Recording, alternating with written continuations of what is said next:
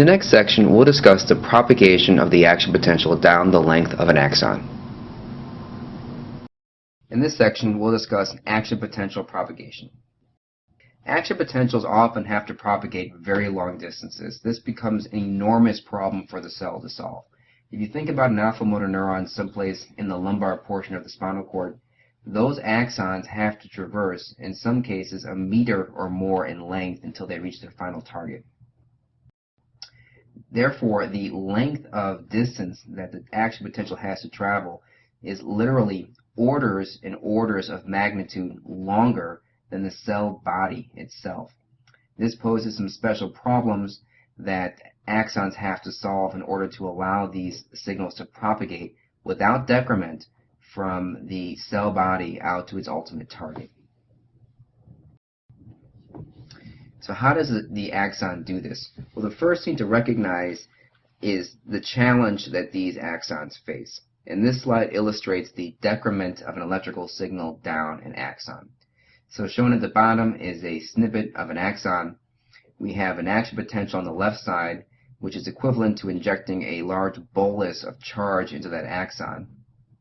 And the pink curves represent what happens to that charge over the length of the axon. Well, early on, there is a large amount of charge, and the thickness of the pink line refers to how much charge is left.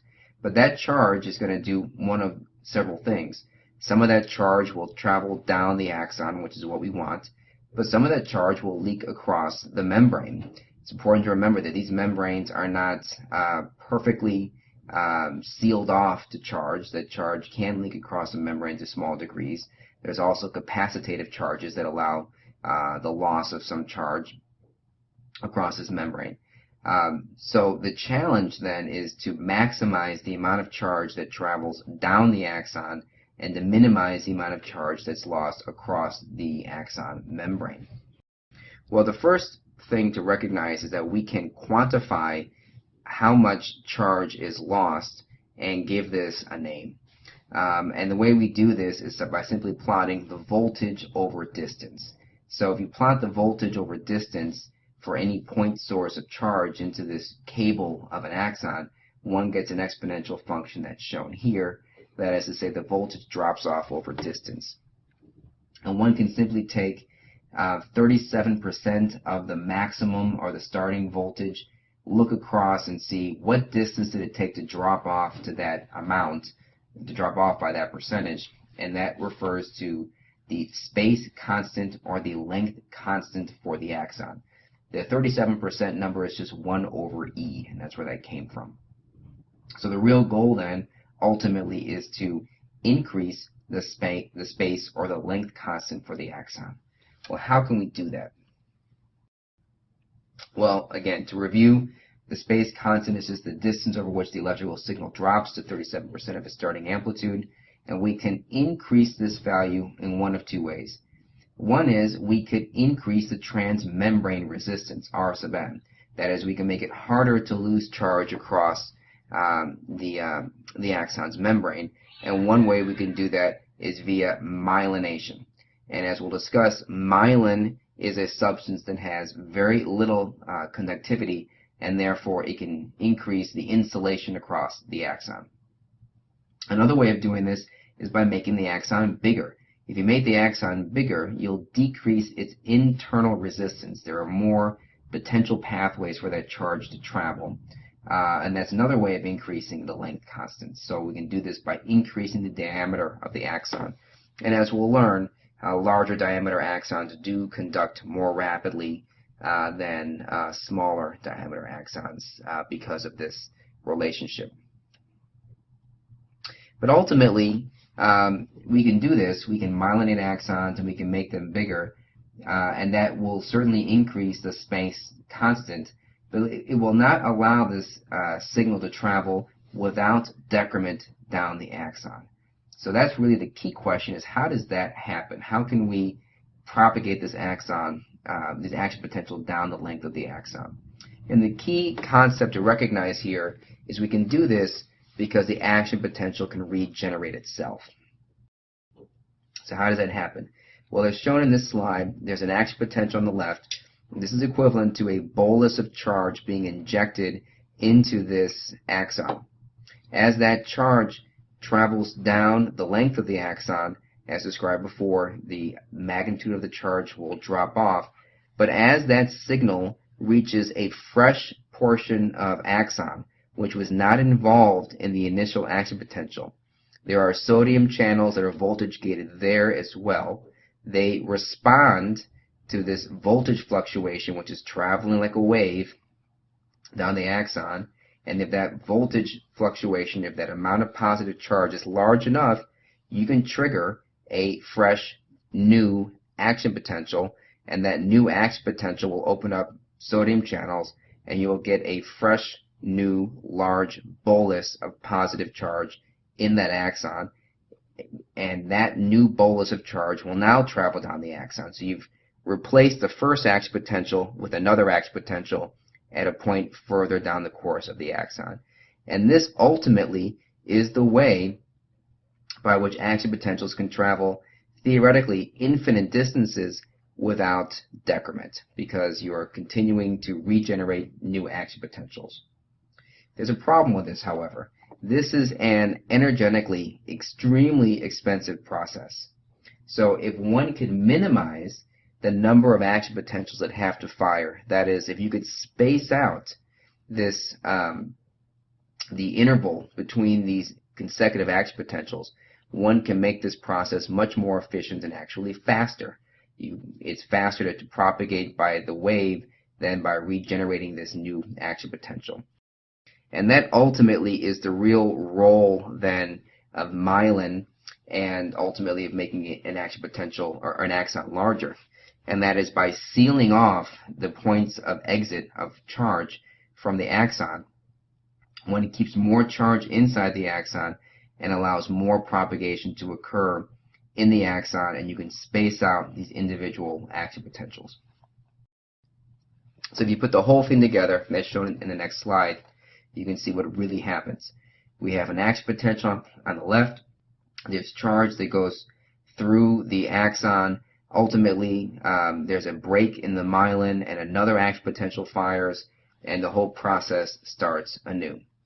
And if one were observing this phenomenon from the outside in, it would appear as if the action potential is jumping from node to node to node. And these nodes are these nodes of Ranvier, which you've learned about earlier. These are the breaks in the myelin.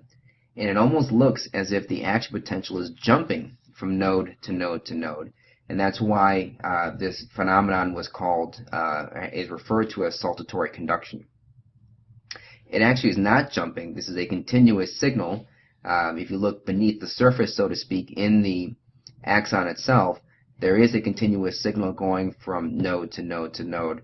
But from the outside looking in, the signal inside the axon is not observable.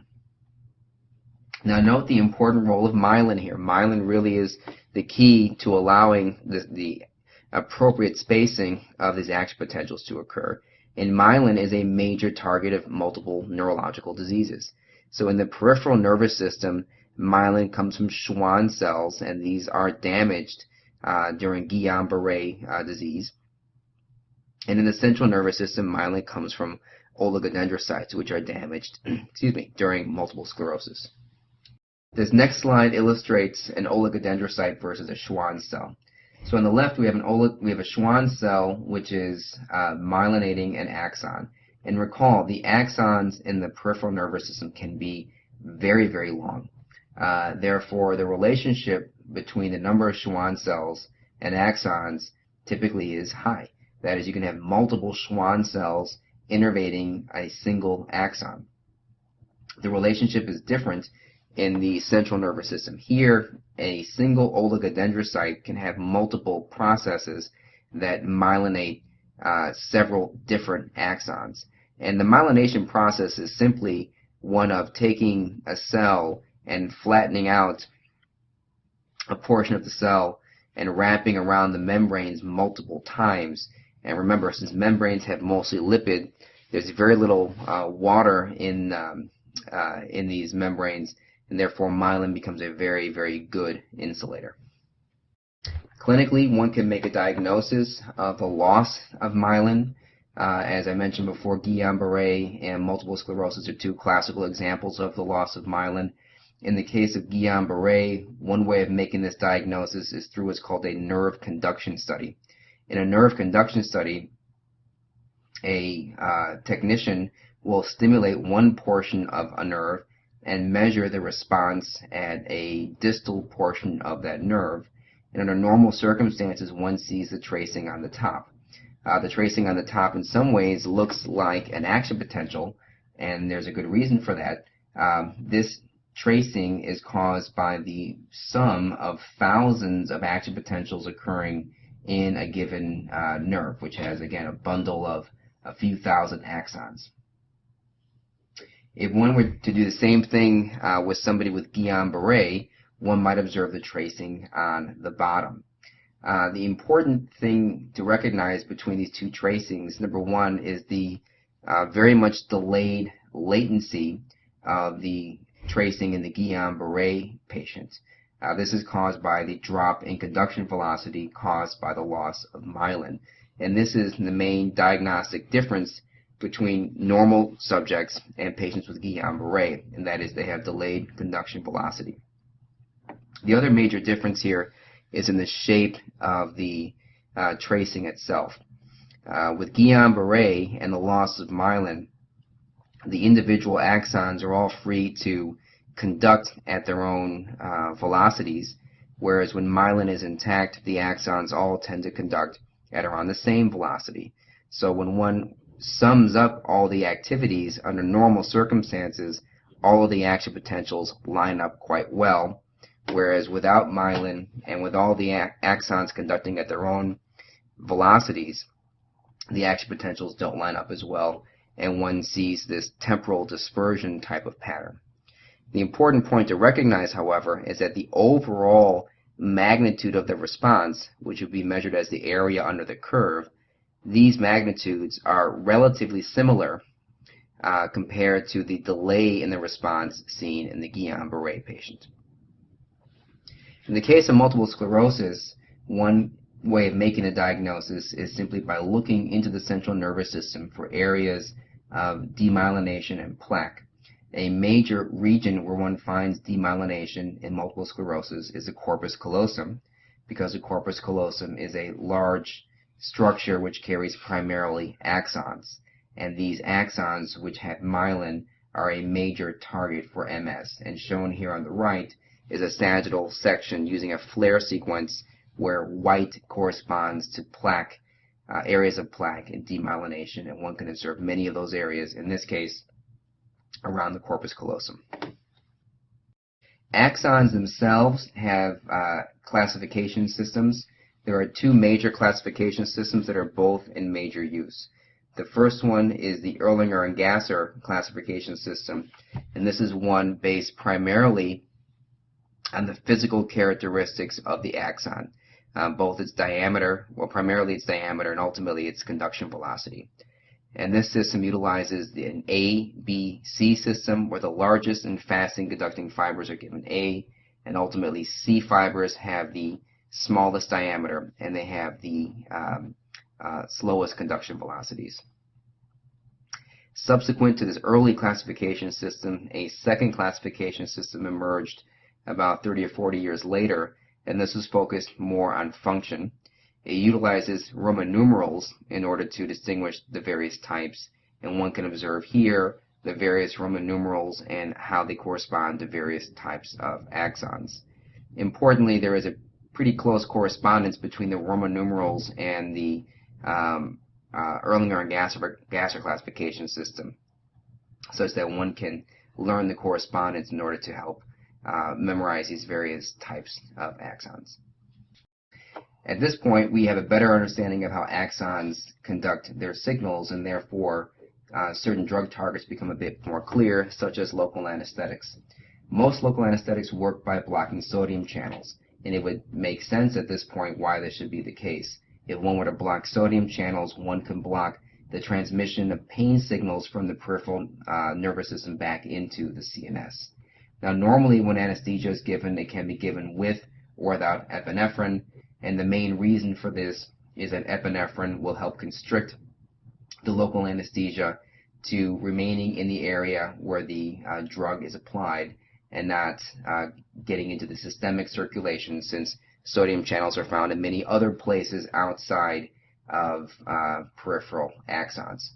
There are certain parts of the body that one does not want to use epinephrine, and these refer to areas of the body that have end organ circulations.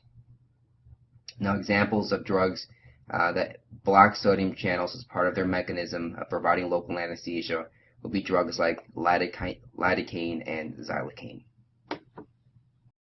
Question 6. A 29-year-old man presents with loss of vision in his left eye that progressed over 1 day. He also has pain upon movement of that eye. You suspect optic neuritis and order a visual evoked response test. What is the expected result? A. Decreased response amplitude over the occipital cortex.